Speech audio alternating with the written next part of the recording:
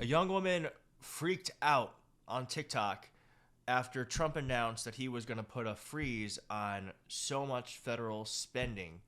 And I'm going to play this whole video for you because I think this is more effective than anything a Democrat could say in a press conference. And I think we should talk about what it means to be an effective messenger as a Democrat in this moment right now.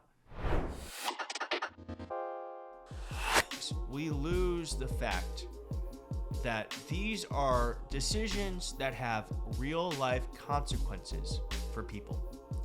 So I'm going to play this video. It's actually very hard to watch. It's hard to hear, but I think it's important to watch it all because this isn't happening in a vacuum.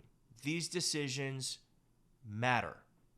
Real quick, if you are liking this video, please hit like on the video. And if you're not subscribed, please consider subscribing. I know that's really small. I hope you can see it. But it's the best way to help grow the channel. It puts this into the algorithm so that more pro-democracy Americans can see it. It helps the channel grow, and I cannot thank you enough. Thanks. Somebody to fucking tell me they're lying. I need somebody to fucking tell me they're lying. I need somebody to fucking tell me they're lying right fucking now, because what the fuck do you mean that I'm not gonna get my fucking SNAP benefits? What the fuck do you mean? Because what the fuck is happening? Do you understand that there are people like me who cannot work? Do you understand there are people like me who have kids who cannot eat? Do you understand there are people like me who go hungry the last week of the month just so my kids can't eat? Because SNAP benefits is all we fucking get. I need somebody to please fucking tell me he's lying. I can't. What the fuck am I gonna do?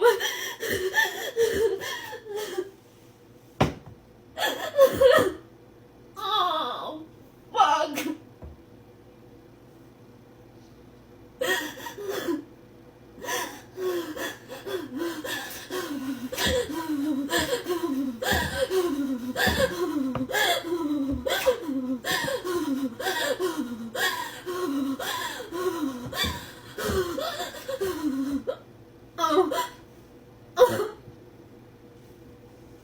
Oh, fuck.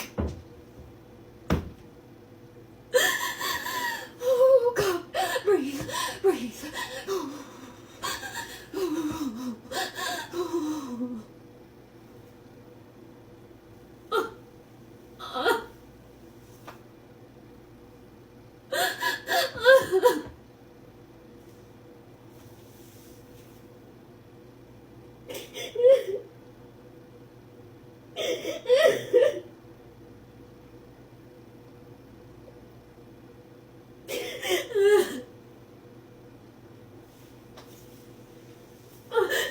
Now, that woman is not a Trump voter. She said in a following video that she believes, you should be able to love who everyone to love, that your body's your choice, all that sort of stuff. So let's not go there with that. That is a Kamala Harris voter who lives in Section 8 housing, has not many opportunities because her husband passed away. She's a stay-at-home mom. She doesn't have an education. These are just real life. This is what happens in life. And I believe the government should be there to help some of the least fortunate among us. That's what I believe. And Donald Trump's temporary block that was thwarted by a Biden-nominated judge was trying to inflict harm on the least fortunate among us. But thankfully it was blocked. A federal district judge on Tuesday granted an administrative stay in a case challenging the Trump administration's planned freeze of federal aid, pausing the plan for a week and setting a hearing for further arguments Monday morning.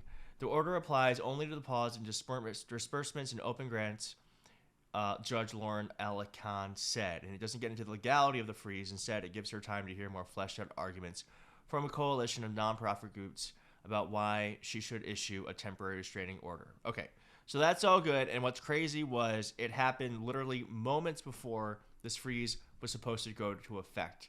But this has real life human consequences when folks like that woman who had what is I can only describe as a panic attack because of something Donald Trump did without any thought about the consequences of it. And I love this one quote from a Democratic senator. Really want to focus on this last thing. What the president is doing is not only illegal, it's not only chaotic and damaging to Virginians, it's betraying a deep insecurity, and let me explain why. As you know, we're working on a budget deal right now. The Republicans kicked the budget to March 14. The president has 2 Republican houses. If he wants to cut the budget, he's got majorities in both houses. He could just work with them to do it the lawful way, reach a budget that matches the Trump priorities over the course of the next 6 weeks. The fact that he's not doing that he's using this illegal unilateral executive strategy means he doesn't have confidence that the Republican leadership in both houses will go along with the extremity of the actions that he's taking. That should tell us something. So smart. It is such a tell that Donald Trump doesn't have faith that he can get anything passed. So he has to act like a dictator. Well, unfortunately for him, this is a country with the rule of law. We have laws, we have judges, we have executives, we have legislatures. And the executive branch cannot just unilaterally decide what does and doesn't get funded. He has to go through the process. And I love that a judge stopped him from being able to do it, because though I'm afraid that he has authoritarian impulses, it's nice to know that right now the institutions are holding